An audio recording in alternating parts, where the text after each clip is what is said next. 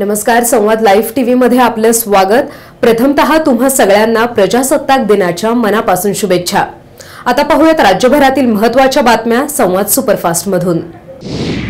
आज देशभरात 70वा प्रजासत्ताक दिन अतिशय उत्साहात साजरा करण्यात आला। राज्यामध्येही देशभक्तीचं एक वेगळंच स्फुरण चढलेलं पाहायला मिळालं। सकाळी शाळा, प्रशासकीय कार्यालय तसेच अनेक सार्वजनिक ठिकाणी ध्वजारोहण करण्यात आलं। विद्यार्थ्यांची संचलन, पोलीस परेड सोबतच अनेक उपक्रमातून प्रजासत्ताक दिन साजरा केला जातोय। पुण्यातील काशीवाडी झोपडपट्टीमध्ये काल सायंकाळी आग लागल्याची घटना घडली आहे। काल सायंकाळी 8 वाजण्याच्या सुमारास अचानक आग लागली। यामध्ये 15हून अधिक घरे जळून खाक झाली आहेत। आगीची माहिती मिळताच अग्निशमन दलाला तात्काळ पाचारण करण्यात आलं। तब्बल 17 गाड्यांच्या मदतीने काही वेळामध्येच आग नियंत्रणामध्ये आणली।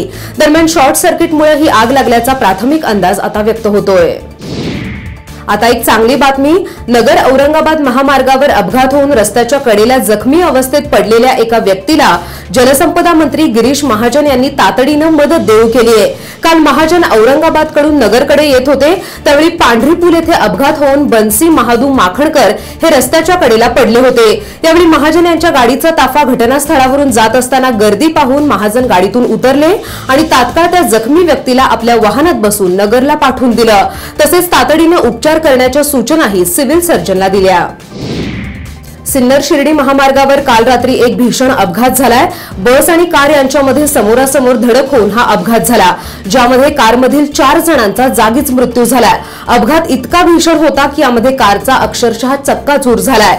सोनू चिने, अमेय संजय पाटील, पंकज सुरेश वाळुंज आणि कार चालक सौरभ अशोक सोनवणे अशी मृतांची नावे आहेत।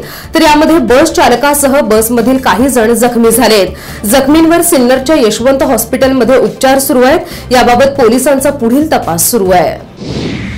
राज्यातील दुष्काळाची परिस्थिती पाहता दुष्काळी भागात आवश्यकतेनुसार चारा छावण्या सुरू करण्याचे आदेश महसूल आणि वन विभागाने दिलेत। राज्यातील 26 जिल्ह्यांमधील 151 तालुक्यात आणि इतर गावांमध्ये दुष्काळ सदृश परिस्थिती घोषित करण्यात आलेली आहे।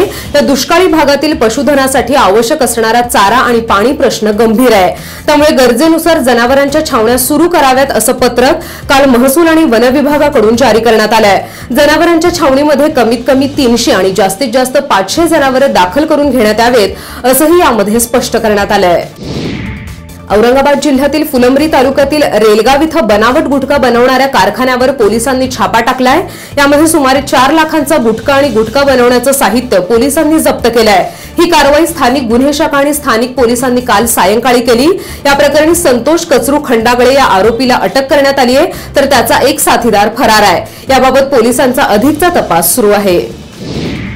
पुणेकरांसाठी आता एक चांगली बातमी, लोहगाव विमानतळावर आता लो कॉस्ट स्टॉल या उपक्रमाअंतर्गत आपल्याला स्वस्त दरात खाद्यपदार्थ उपलब्ध होणार आहेत। लो कॉस्ट स्टॉल या उपक्रमाअंतर्गत चहा, कॉफी आणि पाणी बॉटल या वस्तूंसाठी आता केवळ 10 रुपये आकारण्यात येणार आहेत। विमानतळ टर्मिनल मधील खाद्यपदार्थ अव्वाच्या सव्वा दराने विकले जातात अशी तक्रार अनेकदा प्रवाशांकडून होत होती आणि त्यामुळेच विमानतळ प्रशासनानं रास्त दरातील खाद्यपदार्थ विक्री केंद्र सुरू करण्याचा निर्णय घेतला। याच उपक्रमातलं दुसरं केंद्र आता सुरू करण्यात आलंय, जिथे स्वस्त दरात नागरिकांना चहा, कॉफी आणि इतर पदार्थ मिळणार आहेत। ऑनलाईन खरेदीतून फसवणूक झाल्याचा प्रकार समोर येतोय। पिंपरीमधील एका तरुणाला तब्बल 2.25 लाख रुपयांना ऑनलाईन गंडा घालण्यात आलाय। याबाबत मयूर चव्हाण या तरुणानं फिर्याद दिली असून तामीर, तेजकुमार, कल्लू आणि राम यांच्यावर गुन्हा दाखल करण्यात आलाय। मयूर चव्हाण यांनी OLX वरून गाडी पसंत केली। ती घेण्यासाठी आरोपींनी त्याला आधी बँक खात्यावर पैसे भरायला सांगितले।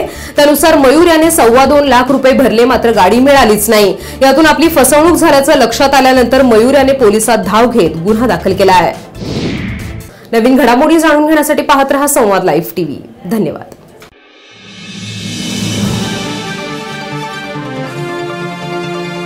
संवाद लाईव्ह टीव्ही, आपला विश्वास, आपलं चॅनल।